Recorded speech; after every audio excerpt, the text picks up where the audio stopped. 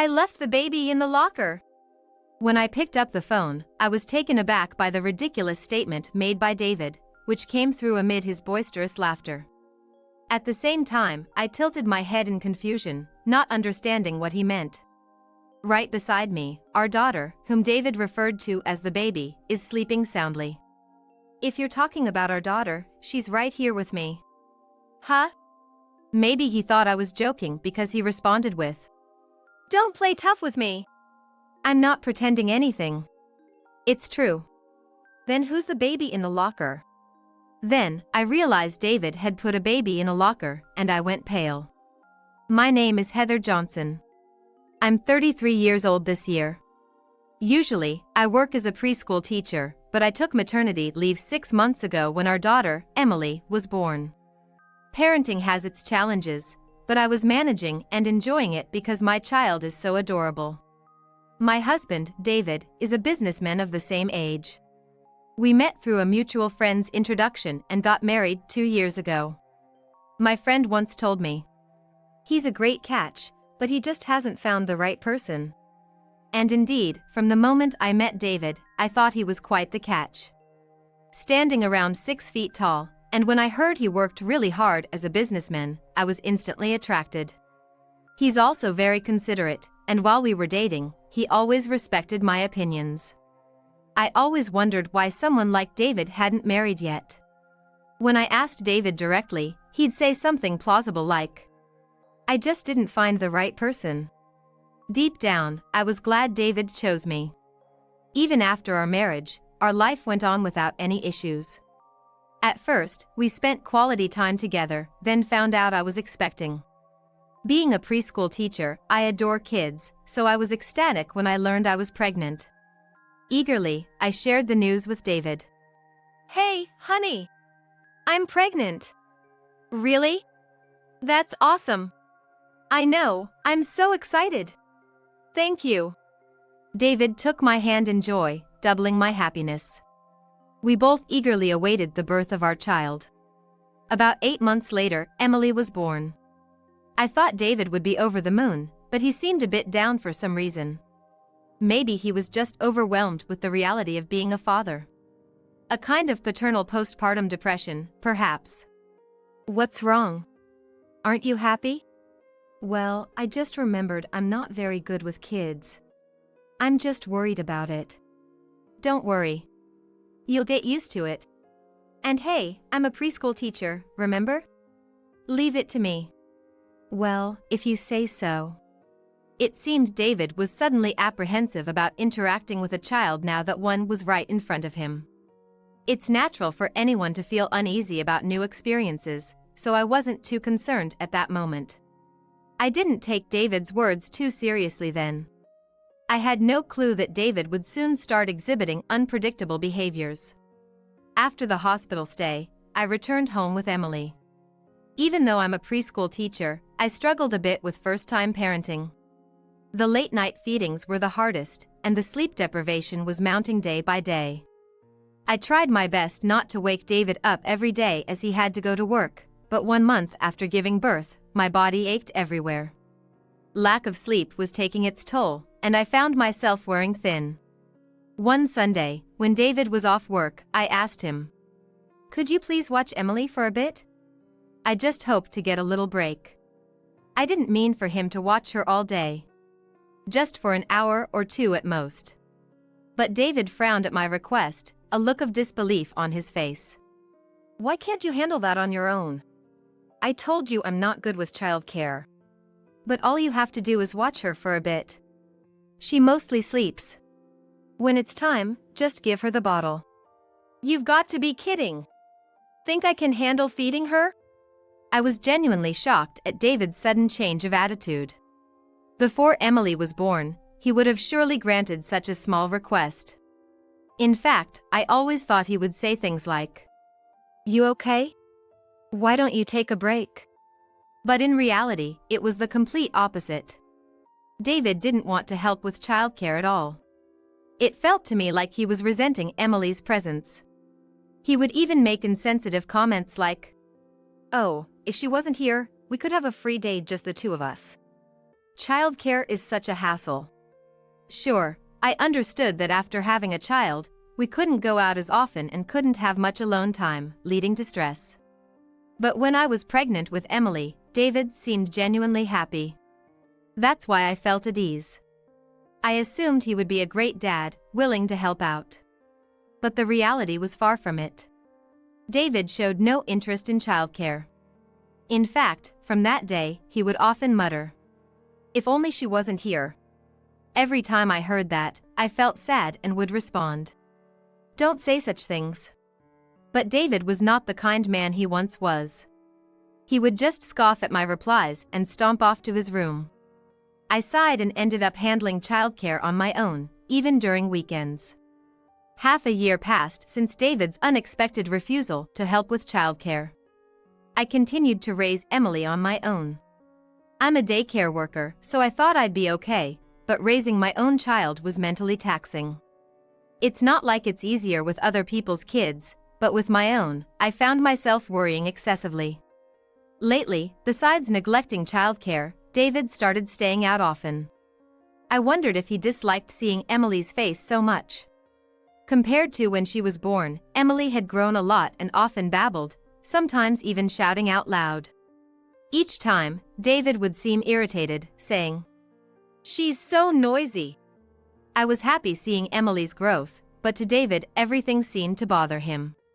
When Emily first rolled over, he just remarked, "It's gonna be a hassle from now on, huh?" When it came to preparing baby food, I did it all, and the days felt longer than before. David just watched me struggle with a distant look. "I'm gonna be out overnight this weekend," he mentioned one day. "Oh, really? Maybe I'll visit your mom's place then. Do whatever you want." While my parents lived out of state, David's mom lived just a 10-minute walk away. So, during tough times, I would seek help from my mother-in-law. She loved her first grandchild and was a huge help. "All right, I'll do that." David disliked caring for Emily on his days off, and he came home late on weekdays. On weekends, just went out without saying. I had gotten used to essentially being a single mother. The following weekend, after David left, I prepared to visit my mother-in-law, but I noticed Emily had caught a cold. She was coughing and had a runny nose. It wasn't severe enough for a hospital visit, but I felt bad taking her outside, so I called my mother-in-law. "I'm sorry. Emily caught a cold, so we won't be coming over today." "Oh dear, that's unfortunate. But it can't be helped. Please come over anytime you'd like." "Thank you very much." My mother-in-law was disappointed not to see Emily, but she was considerate of our situation. Grateful for such a supportive mother-in-law, I decided to spend the day quietly. Emily, who was sick, didn't seem too bad and was actually in a good mood. I felt relieved as I watched Emily sleeping peacefully. Since Emily's birth, there have been frequent misunderstandings with David, making it feel as if they were back in their single days. Lately, I have been staying home more, without even putting on makeup or doing my nails. Even though it's for Emily, I sometimes feel a bit lonely. Before I knew it, I had dozed off on the sofa and woke up 2 hours later. I noticed my phone on the coffee table vibrating. It was a call. Checking the caller ID, I saw it was from David. Wondering when was the last time David called me, I answered. Still feeling groggy. "Hey, is this Heather?" "Yeah. What's up all of a sudden?" David sounded oddly cheerful. I waited for him to explain. "Heh, you're gonna be shocked when you hear this. Just spit it out already." Getting a bit annoyed with David's teasing. I was taken aback by his next words. "I stuffed the baby in a locker at the train station." "What? A locker? What's he talking about?" As I tilted my head in confusion. Right next to me, the baby David referred to, our daughter, was soundly sleeping. If David was making a joke, it was in very poor taste. Couldn't he come up with a better lie? "If you're talking about our daughter, she's right here with me." Huh? Either David thought I was joking or he said, "Don't play tough with me." I'm not joking. She's really here with me. Then, who's in the locker? Only then did I realize that David had actually placed a baby in a locker. My face turned pale. Hold on. You really put a baby in a locker? I told ya. I had some free time, so I went back to my parents' house. But you weren't there and there was a baby on the bed. It's hot out today, so I wonder how the baby's doing in the locker. David, still not believing that I was with Emily, had just said something unthinkable. I can't believe you. I've been home all day because Emily is sick. She's right here next to me. Do you want me to show you through a video call? It was only then that David seemed to realize that I was telling the truth. His laughter from earlier started to fade, indicating that he grasped the gravity of the situation. Wait, then whose baby is? Just take me to the locker now. While I had questions about why there was another baby at David's parents' house, saving the baby was the top priority right now. I took the sleeping Emily in a baby carrier and headed outside. After a short while, David drove up, so I got in the car. Seeing Emily, he was utterly shocked. I can't believe he mistakenly put his own child and another baby in a locker. I had various resentments, but it wasn't the time for arguments. When David got out of the car, he hurriedly returned to the locker. It's okay since I just put the baby in. I glared at David, who was nonchalantly trying to reassure himself, and quickly opened the locker. Oh my! Inside was a baby, exhausted from the heat. I immediately picked up the baby and fed it the milk I brought. The baby managed to start drinking once the bottle was given. See, the baby's alive after all. All that worrying for nothing. David's absurd comment made my blood boil. How could you say that? We were just one step away from this baby losing its life. But hey, everything turned out okay, didn't it? No use, David just wouldn't take things seriously. Realizing this, I immediately called an ambulance. At the hospital, the baby was examined and, though slightly dehydrated, was said to be in no critical condition. I was so relieved I felt my knees give out. When I contacted my mother-in-law, she was nearly in tears, relieved, saying, "Thank goodness." Turns out, she was babysitting the child of a friend she met in her cooking class. While she was in the restroom, the baby disappeared, and she had been searching frantically. I'm so sorry. This all happened because of David. It's not your fault, Heather. David is the one to blame. Who in their right mind puts a baby in a locker? My mother-in-law was furious, ready to give David a piece of her mind. But we managed to calm her down for the moment, and she contacted the baby's family. The baby's grandmother, who seemed understanding, said, "As long as the baby's safe." But I couldn't help but feel guilty. All the while, David was just spacing out, looking uninvolved.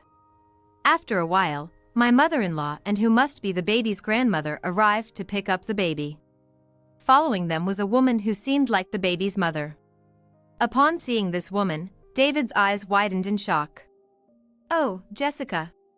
What are you doing here?" The woman David pointed to, calling Jessica, was the baby's mother who arrived late. "That's my line. Why are you here?" The mother shouted, looking like she was on the verge of a meltdown. My mother-in-law, the baby's grandmother, and I just stared in surprise at their exchange. "Let's move this somewhere private. My place." With the tension in the air, we all got into Jessica's car and headed to her place. No one spoke. David looked pale as a ghost. Only the occasional cries of Emily and Jessica's baby echoed in the car. So, care to explain what's going on? Once we arrived at Jessica's place, we were ushered into the living room. My mother-in-law and I, Amy and her mother, and David are sitting facing each other.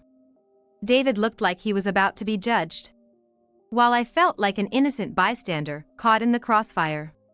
What exactly was the relationship between Jessica and David? More importantly, what's the relationship between you two? Driven by curiosity, I had to ask. Depending on their answer, our next steps would change. My mother-in-law certainly never expected that her friend's daughter and her son, David, knew each other. She was clearly flustered by this revelation. Only David seemed to fully grasp the situation, his face going pale.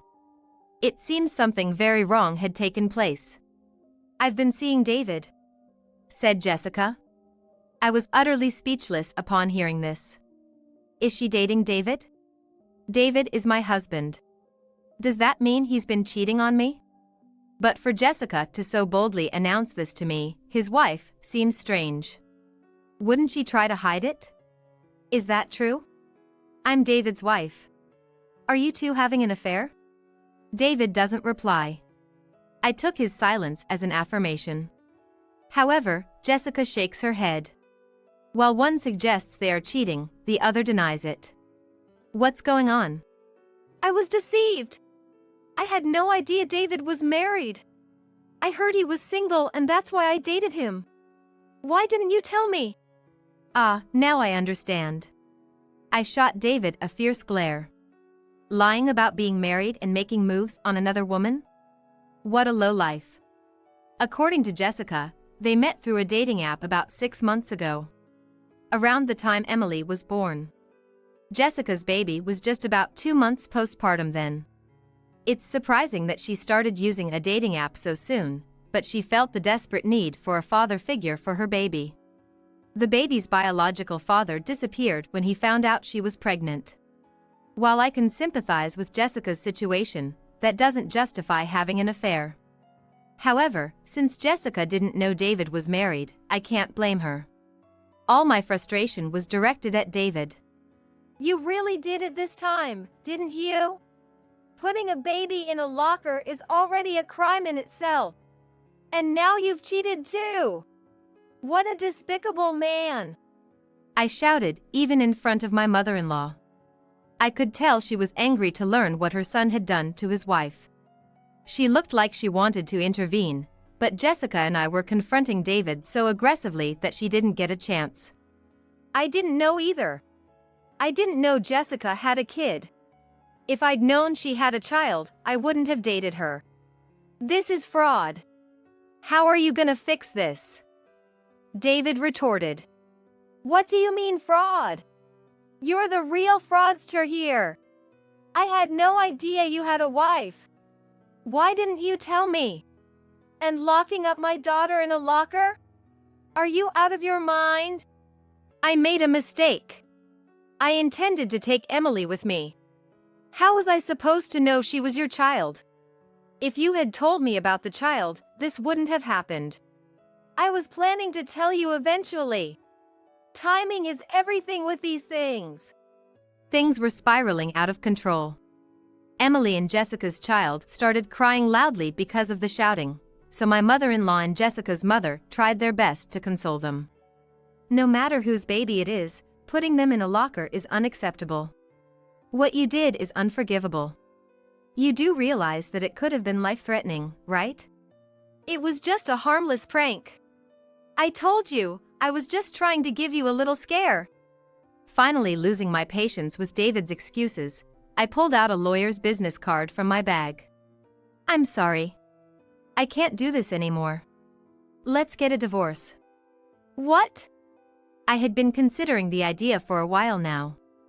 David never really cared for Emily, and it even seemed like he resented her. I had grown tired of his attitude. So, I had already met a lawyer. With everything that had happened now, I had more than enough reason to leave him. David was left speechless. Well, figures. David never expected us to get a divorce.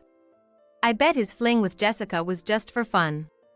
Poor guy, this must have been a momentary lapse in judgment.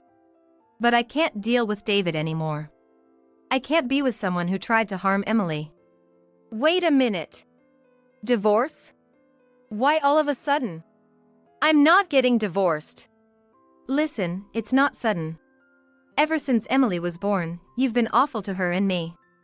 And now this. You think you can get away with it? You're gonna pay child support and divide the property, of course. Seeing the determined look on my face, David finally seemed to realize that the divorce was becoming a reality. Suddenly, he got up from his chair. With a pleading look, he glanced back and forth between Jessica and me. Come on, just give me a minute. I can't afford it. Jessica, help me out. If I divorce Heather, you'll marry me, right? Didn't you say you wanted to be with me? I said I'd consider marrying you if you were single. And I can't trust a man who'd put a baby in a locker. I'll never marry you. When Jessica firmly refused to marry him, David seemed to be deeply shocked and slumped down, muttering, Oh. Too bad for you. This is what you get for neglecting your wife and child all these days. Do me a favor and get out. Emily doesn't need a father anymore. Brushing him off like an annoying bug with a shooing gesture, David reluctantly left Jessica's house. In his hand, he clutched the business card I'd given him earlier. I'm not sure if he'll contact them properly, but if he comes back, I've sworn to myself that I'll send him away. I'm sorry for dragging you all into this. And Jessica, cheating is unacceptable, but you're a victim too. You can find someone way better than a guy like that. I'm really sorry for what David did. I'm glad I realized early on what kind of person he was. We looked at each other and laughed. It felt like a weight had been lifted off our shoulders. After that, I left Jessica's place with my mother-in-law. Emily, amidst all the commotion, had once again fallen into a peaceful sleep. I want to live my life hoping only for his happiness. Even as a single mom, I'm going to raise Emily to be a wonderful adult. Then, my divorce from David was finalized.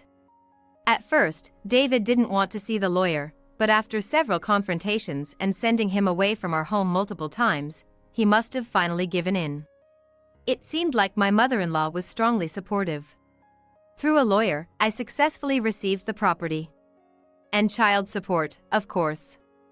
I expect to be busy from now on, but I'm thinking of returning to my job as a daycare teacher. Somehow, Jessica and I became friends. It might sound weird to get along with my ex-husband's affair partner, but Jessica's child, Lily and Emily, were born around the same time, so they play well together. Also, Jessica and I just clicked, so now we visit each other's houses 2 or 3 times a month. Both of us were lonely raising our kids, so it feels good to have a friend who understands. We often give each other advice about daycare and baby food. I'm so over men for a while. Just Lily and me is plenty. Me too. And I've got a new friend in you. Exactly.